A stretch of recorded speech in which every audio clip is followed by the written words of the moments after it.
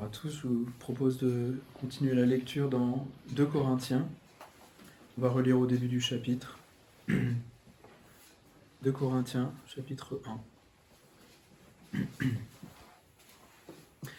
Paul, apôtre du Christ Jésus par la volonté de Dieu, et le frère Timothée, à l'Église de Dieu qui est à Corinthe, et à tous les saints qui sont dans toute l'Achaïe.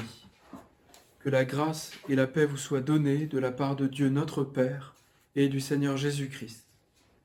Béni soit le Dieu et Père de notre Seigneur Jésus-Christ, le Père compatissant et le Dieu de toute consolation, lui qui nous console dans toutes nos afflictions, afin que, par la consolation que nous recevons nous-mêmes de la part de Dieu, nous puissions consoler ceux qui se trouvent dans toutes sortes d'afflictions. Car de même que les souffrances de Christ abondent pour nous, de même aussi notre consolation abonde par le Christ. Si nous sommes affligés, c'est pour votre consolation et pour votre salut. Si nous sommes consolés, c'est pour votre consolation qui vous rend capable de supporter les mêmes souffrances que nous endurons. Et notre espérance à votre égard est ferme, car nous le savons, comme vous avez part aux souffrances, vous avez aussi part à la consolation. Nous ne voulons pas en effet vous laisser ignorer, frères, au sujet de la tribulation qui nous est survenue en Asie, que nous avons été accablés à l'extrême, au-delà de nos forces, de telle sorte que nous désespérions même de conserver la vie. Mais nous, en nous-mêmes, nous avions accepté notre arrêt de mort, afin de ne pas placer notre confiance en nous-mêmes, mais en Dieu qui ressuscite les morts. C'est lui qui nous a délivrés et nous délivrera d'une telle mort. Oui, nous espérons qu'il nous délivrera encore, vous-même aussi nous assistant par la prière. Ainsi plusieurs personnes auront obtenu pour nous cette grâce, et plusieurs en rendront grâce à notre sujet. Car notre sujet de gloire, c'est le témoignage de notre conscience que nous sommes conduits dans le monde, et surtout à votre égard, avec une sainteté et une sincérité qui viennent de Dieu, non pas avec une sagesse charnelle, mais avec la grâce de Dieu. Nous ne vous écrivons pas autre chose que ce que vous lisez et reconnaissez. J'espère que vous le reconnaîtrez jusqu'à la fin, comme vous avez déjà reconnu en partie que nous sommes votre sujet de gloire, et vous le nôtre, au jour de notre Seigneur Jésus. L'apôtre Paul a écrit à l'église de Corinthe cette deuxième lettre, parce que certains Corinthiens remettaient en question son ministère d'apôtre, pour plusieurs raisons, et aussi cherchaient des beaux discours, des belles choses, et méprisaient le manque d'éloquence de Paul. C'est ce qui ressort des différentes lettres que Paul a écrites aux Corinthiens. Et Paul va leur écrire pour défendre son apostolat, son ministère d'apôtre, et pour expliquer aussi la grandeur de ce ministère par rapport à ceux de l'Ancien Testament. Et c'est comme ça que Paul se présente à eux. C'est comme cet apôtre qui a été choisi par Jésus-Christ, par la volonté de Dieu. Et on le voit dans les actes, quand Paul est appelé, c'est quelque chose de manifeste. Il persécutait l'Église, il était pharisien. Et à partir du moment où Jésus l'a appelé, s'est révélé à lui sur le chemin de Damas, Paul s'est mis à servir Jésus-Christ et sa vie a été consacrée entièrement au service de Dieu et de Jésus-Christ. Et c'est des textes qui sont très intéressants pour nous, pour l'Église, et aussi notre manière de vivre les uns avec les autres dans l'Église. Et ce qui m'a interpellé en lisant le texte de ce matin, c'est de voir que Paul s'adresse à une Église qui, peut-être en partie, conteste son ministère, qui remet en question ses qualités, ses dons, ce qu'il a reçu du Seigneur, mais malgré tout, Paul ne va pas cacher ses difficultés. Et c'est quelque chose qui est surprenant, parce que quand on veut paraître fort, quand on veut établir son autorité, en tout cas c'est comme ça que ça se passe dans le monde, on tape du poing sur la table et on se montre fort, ferme, sans faille et sans défaut. Et Paul, quand il veut rétablir son autorité et s'adresser à des chrétiens qui méprisent peut-être sa faiblesse, eh bien Paul va justement livrer ses faiblesses, expliquer comment il vit les choses. il a été persécuté, et je ne sais pas exactement à quel événement se rapportent ces difficultés, quand il pense perdre la mort. Il semble que quand il était à Éphèse, il a été vraiment mis en danger à plusieurs reprises, il a été mis quasiment à mort, battu. Mais en tout cas, quand il était à Éphèse, il y a eu un soulèvement populaire extraordinaire à cause des orfèvres qui voulaient défendre leur business. Et donc il a frôlé la mort, il pensait ne plus pouvoir vivre, et ça Paul l'expose. Il expose ses difficultés, ses souffrances. Nous ne voulons pas en effet vous laisser ignorer, frères, au sujet de la tribulation qui nous est survenue, que nous avons été accablés à l'extrême au-delà de nos forces, de telle sorte que nous désespérions même de conserver la vie. Donc Paul, quand il cherche à maintenir et à défendre son ministère, ce livre ne laisse pas ignorer ses faiblesses, son découragement, et c'est quelque chose qui nous instruit, parce que Paul était clairement appelé par Dieu, et il se tenait devant Dieu, et tout ce qu'il vit, tout ce qui lui arrive, est source de réconfort, d'instruction pour ses frères, et même ses détresses. Et on l'a lu la semaine dernière, quand il y a épreuve, quand il y a affliction, eh bien c'est pour que nous puissions aussi connaître la consolation et consoler à notre tour. Et donc ce que vit Paul, eh bien il le met au service de l'Église, au service de ses frères. Et c'est comme ça qu'on est appelé à vivre ce qu'on reçoit du Seigneur. Souvent quand on pense à ce qu'on reçoit du Seigneur, on pense aux bénédictions, aux grâces. Mais même ce qu'on vit dans la difficulté, eh bien ces choses-là, on est appelé à les mettre au service des frères, parce que ce que Dieu permet dans nos vies, en bien ou en mal, eh bien ça concourt à ce qui glorifie Dieu. Alors souvent, quand il s'agit de rendre gloire à Dieu, on aimerait bien que ce soit à cause de notre force, de ce qu'on a reçu en bien, mais ce que Dieu permet dans nos vies, qui nous humilie et qui nous conduit dans la faiblesse, eh bien va aussi être une source de consolation, de bénédiction pour les frères, et ce qui nous montre que quand on a reçu quelque chose, que ce soit en difficulté ou peut-être plus positif, eh bien c'est quelque chose qui doit servir à la consolation, à la bénédiction de l'Église. Et c'est pas simplement, là je prolonge un peu, c'est pas simplement quand on est apôtre, ou peut-être pasteur, que ce qu'on vit doit servir à la consolation de l'Église, mais tout ce que nous vivons les uns les autres doit servir à ce que la grâce grandisse dans le cœur, à ce que Jésus soit exalté, glorifié, parce que on aime bien que nos forces servent à la gloire de Dieu, mais on a parfois plus de mal à ce que nos faiblesses servent à la gloire de Dieu et soient aussi une consolation pour les autres. Et c'est comme ça que Paul s'adresse aux Corinthiens, et c'est comme ça qu'il leur parle, et il leur demande de prier pour lui aussi, pour que eh bien, les prières qui seront exaucées et qui ont été exaucées déjà, eh bien, soient un sujet d'action de grâce pour les frères. Et c'est comme ça, quand l'Église prie, dans les difficultés, eh bien, elle se réjouit aussi après, parce que la prière a été exaucée, et que ça va conduire dans l'adoration, dans l'action de grâce. On remercie Dieu pour tout ce qu'il a fait, pour sa grâce envers nous. Et ça, évidemment, ça ne peut pas se manifester quand tout le monde est fort, quand tout le monde est lisse et quand tout le monde est parfait. Parce que Dieu n'a pas appelé des gens forts, des gens lisses et parfaits, qui ont une autorité naturelle et qui savent tout, qui peuvent tout. Mais Dieu a appelé des faibles. Et il le dit dans 1 Corinthiens, Dieu n'a pas choisi les choses folles, viles du monde, pour confondre celles qui sont sages, pour confondre celles qui sont fortes. Et c'est comme ça qu'on a été appelés. Et si on est un petit peu lucide et qu'on se souvient de comment on a été appelé, eh bien, on est obligé de constater qu'on n'a pas été appelé comme des cadors, mais on a été appelé par Dieu, alors qu'on était pécheurs, alors qu'on méritait rien.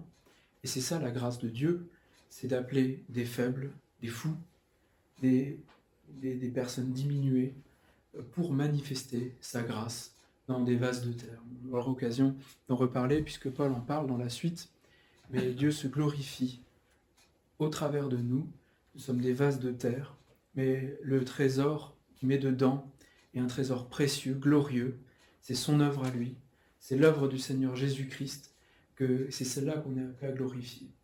Et Paul se comporte comme ça avec les Corinthiens, qui méprisent parfois sa faiblesse, qui méprisent Aussi, parfois, le fait que quand il est devant eux, il parle avec douceur, mais dans ses lettres, il est sévère. Il en parle un peu dans la suite. Et ce qui m'a beaucoup touché, c'est que c'est ce qu'il dit.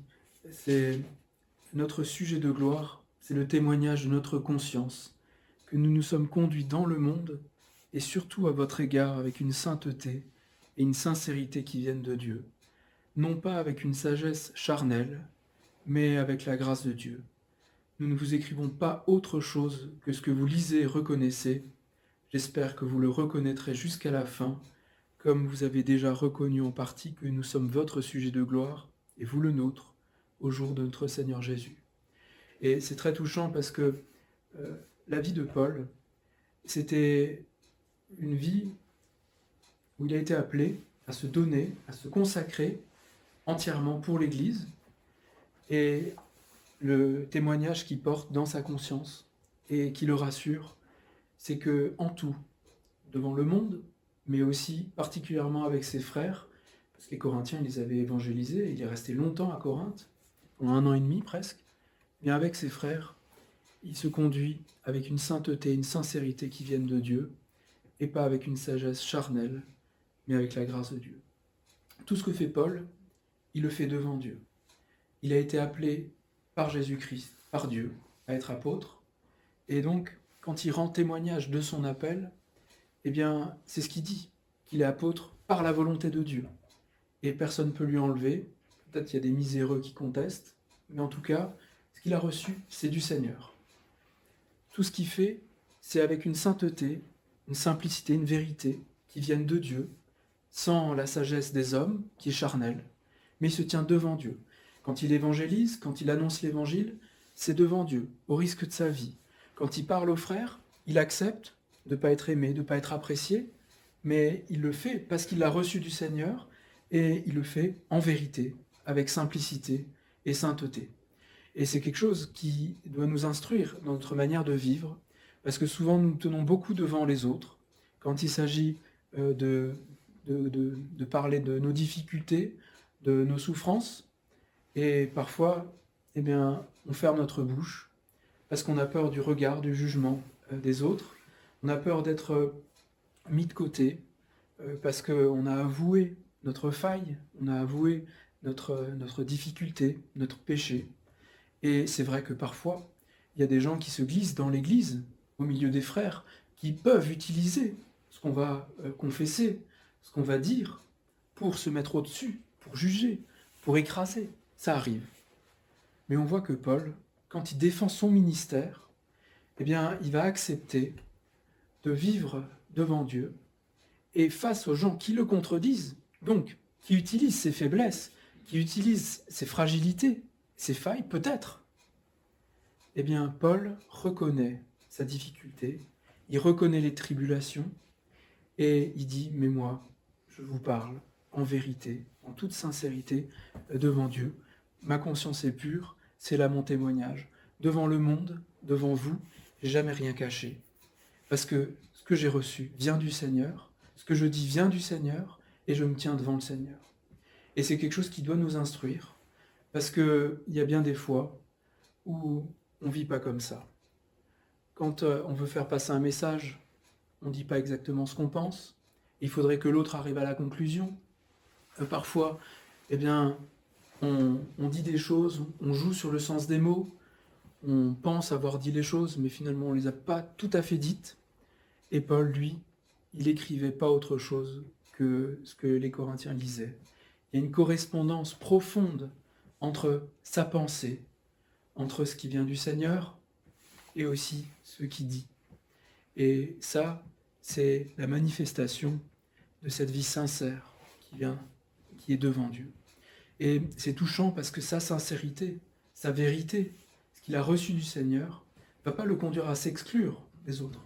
Souvent, il y a des gens comme ça qui, en fait, disent être en communion avec le Seigneur, qui ont des grandes révélations et qui parlent avec beaucoup de force de leur relation avec le Seigneur. Mais finalement, ça les conduit à s'exclure de l'Église parce que, eh bien, personne ne peut les comprendre, ou alors ils sont au-dessus de la question, ils n'ont pas besoin des autres. Mais on voit que Paul, tout ce qu'il a reçu, c'est au service de l'Église. Et donc, sa vie personnelle, ce témoignage qu'il a dans son cœur, qu'il ne fait pas autre chose que le Seigneur lui a demandé, y compris quand il y a adversité et que son ministère est contesté, eh bien ça le conduit encore à écrire à ses frères et à se tenir devant eux pour leur parler de ce que le Seigneur a dit, même s'il y a faiblesse, même s'il y a difficulté, même si son ministère est contesté. Et ça, c'est instructif parce que on voit que quand Dieu fait son œuvre dans le cœur d'un homme, quand il appelle quelqu'un, eh bien c'est quelque chose qu'on ne peut pas remettre en question, parce que l'œuvre de Dieu est parfaite. C'est lui qui nous donne les arts de l'esprit. C'est dit au verset 21, « Celui qui nous a fermis avec vous en Christ et qui nous a donné l'onction, c'est Dieu. Il nous a aussi marqué de son sceau et a mis dans nos cœurs les arts de l'esprit. » C'est quelque chose qu'on ne peut pas inventer. C'est quelque chose qui se reçoit, qui est donné par le Seigneur. Mais c'est quelque chose qui va nous conduire à vivre avec les autres, même quand il y a faiblesse, même quand il y a eu humiliation, et quand, justement, peut-être, ce que le Seigneur nous a donné est remis en question. Parce que Paul avait beaucoup reçu du Seigneur, eh bien, ce qu'il avait reçu était remis en question par des Corinthiens qu'il avait évangélisés. Et ça doit être très difficile à vivre, et pourtant, il ne cache pas ses faiblesses, il se donne et il expose encore comment il vit les choses. Et je pense que c'est instructif pour nous, parce que parfois on peut se cacher derrière un masque, derrière une face très lisse, pour, comment dire, pour établir son autorité, pour donner l'image qu'on voudrait laisser aux autres. On pense parfois que le témoignage, c'est ça, c'est de présenter au monde un visage lisse, parfait, net, où on sait tout bien faire, où on arrive à tout. Mais c'est pas ça qui ressort du témoignage de Paul, ni d'ailleurs du témoignage d'aucun serviteur de Dieu, puisqu'on connaît encore aujourd'hui les péchés de David, les difficultés de tous ceux qui ont servi Dieu. Ils n'ont pas présenté ni au monde, ni à leurs frères une face lisse pour établir leur autorité. Et il y a beaucoup de gens qui ont servi Dieu, dont l'autorité, dont le ministère a été contesté par les méchants. Mais par contre, eh bien, devant les frères, il y a une liberté, il y a une grâce qui est vécue dans la soumission au Seigneur. Quand Paul parle, il est soumis au Seigneur, à son regard, et il est certain de l'appel qu'il a reçu de lui. Et c'est ça qui le tient au milieu des frères dans l'Église, y compris vis-à-vis de ceux qui contestent. Il a reçu du Seigneur cet appel pour être apôtre, et il va servir le Seigneur, quoi qu'il en coûte, et mettre au service de l'Église tout ce qu'il a reçu. Les difficultés, détresse, pour être consolé et apprendre à consoler, mais aussi la parole. Et ça, c'est quelque chose qu'il faut qu'on apprenne, parce que quand Dieu agit dans le cœur, il agit comme ça. Il nous place sous son autorité à lui, pour que, au milieu de l'Église, eh bien, on soit libre de partager nos détresses, et aussi pour que, eh bien, comme ça, la grâce et la gloire de Dieu se manifestent. Pour que, eh bien, ayant partagé ces choses-là, eh bien, pour plusieurs, eh bien, il y ait des actions de grâce à notre sujet. Et c'est comme ça qu'on est appelé à vivre, aussi devant le monde, accepter de ne pas toujours être fort, de ne pas toujours être parfait.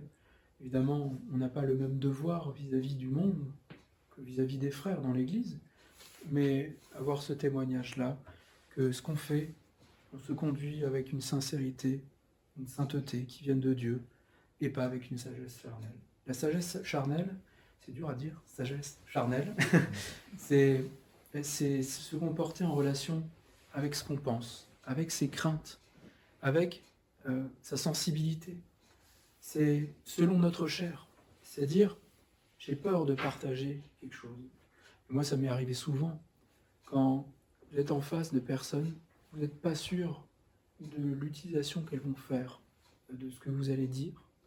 Et parfois, ça déroute un peu, et on préférait se taire.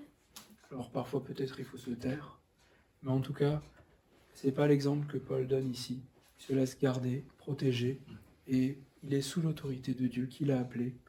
Et c'est comme ça qu'on est appelé à vivre, parce que toute notre vie est sous le regard du Seigneur.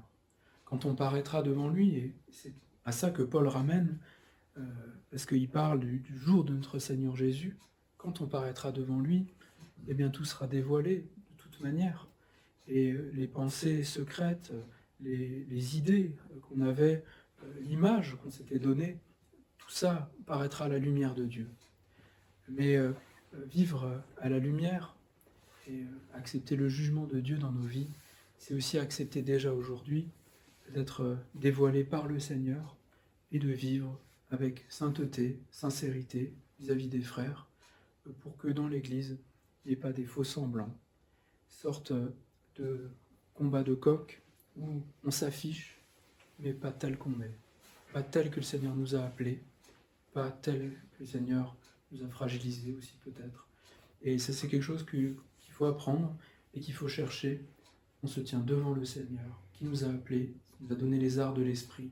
Ça ne s'invente pas, mais ça se reçoit de sa part. Et quand on a reçu ce qu'il nous a donné, eh bien, on peut vivre en toute liberté et en toute sincérité. Et il faut se donner à cette vérité et y être fidèle. Ce que Paul a toujours fait, et c'est aussi à ça que le Seigneur nous appelle nous-mêmes. On va prier pour terminer.